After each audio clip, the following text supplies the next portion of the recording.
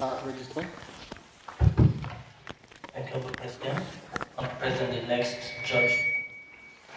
judgment is application 001 of 2018.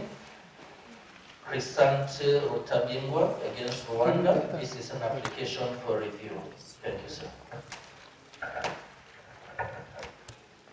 The judgment of the court will also be read in the language of the parties, which is French, and it will be read by Honorable Justice Benachou, Rafa Benachou, the dean of the court.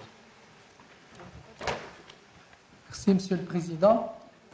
La Cour, composée comme précédemment indiqué, en l'affaire qui vient d'être rappelée par Monsieur le greffier, le requérant assurant lui-même sa défense, l'État défendeur non comparant.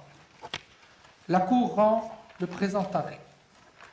Les parties, Sœur Rita Bingwa Crisante, le requérant, a déposé une requête le 10 novembre 2014 contre la République du Rwanda, l'État défendeur, alléguant la violation de ses droits garantis par la Charte africaine des droits de l'homme et des peuples, la Charte, et par la Constitution et le Code du travail rwandais.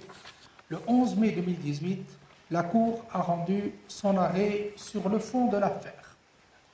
Objet de la présente requête, à la lumière de l'arrêt de la Cour du 11 mai 2018, dans l'affaire Rutabingwa Crisante contre la République du Rwanda, le requérant a déposé le 11 juillet 2018 une requête en révision de cet arrêt, en y joignant la lettre du secrétariat général du Parlement rwandais en date du 26 février 2014, dans laquelle il dénonçait un complot contre lui ourdi par l'État dans le but de le dissuader de saisir la Cour. Le requérant conteste la décision par laquelle la Cour a rejeté sa requête, au motif qu'il n'avait pas épuisé les recours internes. Il affirme que l'État défendeur a changé l'objet de la décision du tribunal de première instance de Kigali, étant donné qu'il n'a jamais demandé d'indemnisation devant le tribunal de première instance, mais plutôt une réadaptation devant les deux instances qui sont le tribunal de première instance et la haute cour de justice de Kigali. Demande du requérant. Le requérant demande à la Cour la révision de son arrêt du 11 mai 2018 au motif qu'il avait épuisé les recours internes et de condamner l'État défendeur pour les violations dénoncées dans sa requête. Sur les conditions de la révision d'arrêt, l'article 28, paragraphe 3 du protocole habilite la Cour à réviser ses décisions dans les conditions énoncées dans le règlement antérieur.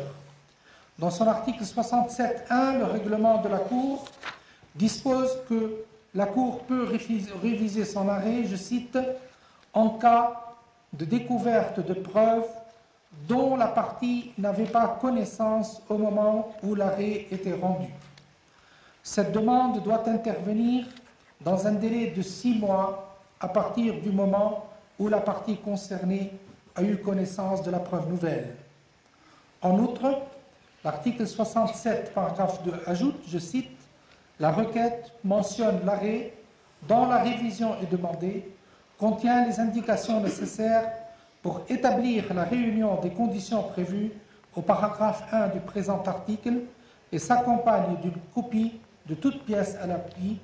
Elle est disposée au greffe avec ses annexes. Fin de citation. Il incombe donc au requérant de démontrer que dans la dite requête, que la découverte de nouveaux éléments de preuve dont il ignorait l'existence au moment de la décision de la Cour et l'heure exacte à laquelle il en a eu connaissance. La requête doit être soumise dans les 6 mois suivant la date à laquelle le requérant a eu connaissance de ce nouvel élément de preuve.